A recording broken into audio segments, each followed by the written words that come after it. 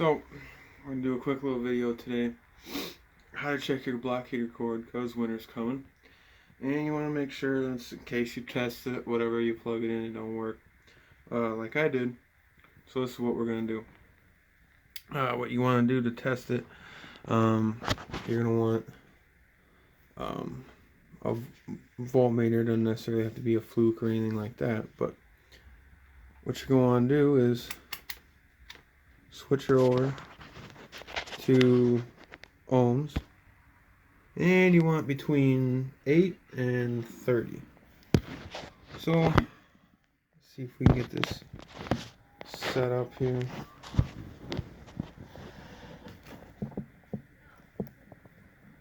Just put you one there and put you one there, just like that. Yeah, it's a bad cord. Not even, it's 0.1 ohms. So obviously this cord is shit. I'll even put it up on some steel just to make sure, but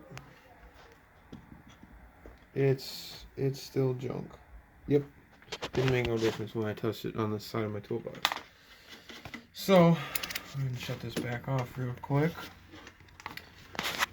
But yeah, it's always nice to have you some tools around. Do you need necessarily a toolbox like this? No, but yeah, this is where I store my tools and stuff. But yeah, so now we're gonna go out and we're gonna test the new cord so you can see what that's all about. So you can test, see what a good one actually is. So get out here. It's gonna be a bit windy. Might have an issue here. But this is the critter, my 94 Dodge 2500 with the 12 valve Cummins in it. I got plugged in just to make sure, but also the other thing too is when you plug it in, grab a hold of it, and if it's not getting warm, it's probably not working. So just go ahead and plug that for now. Switch our unit back to ohms.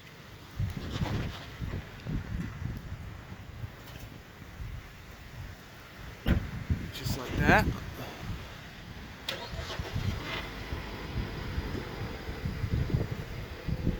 And we got 16.9. So our cord was the issue. So hope y'all enjoyed the video. Just a quick little test to see, if your block heater cord is working. The grid heater works on this thing pretty nice, so I don't really have to worry about that too much. But when it gets down to be, 20 degrees, it's kind of nice to plug it in. So, yeah. So that's just a quick little video. I've got to zip tie some things up and kind of make it a little bit better, but I will show you real quick what it is that you have to change.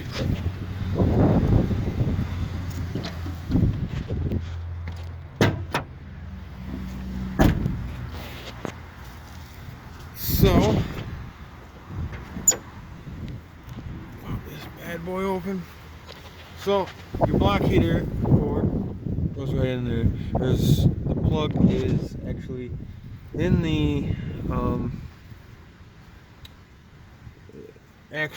the side of the block, and then there's a rubber plug. It just plugs in, and then you thread that on there to tighten it up. It's pretty easy, and then route it wherever the hell you damn well please. Just make sure it's not in the way or anything. I just had this plugged in for a couple minutes, and you can feel it. You can feel heat off of there already, just in a matter of a few minutes of having it plugged in. So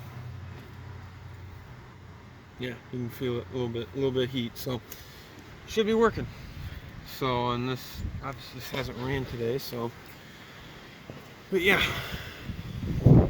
pretty simple. I just gotta kind of finish tying it up there so it ain't flopping around and all that kind of happy horse shit. So, thank you for watching the video. I just figured it was a nice quick little video of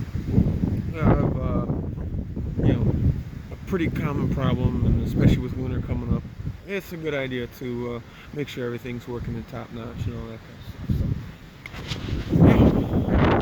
Until the next video, guys, we'll see you then.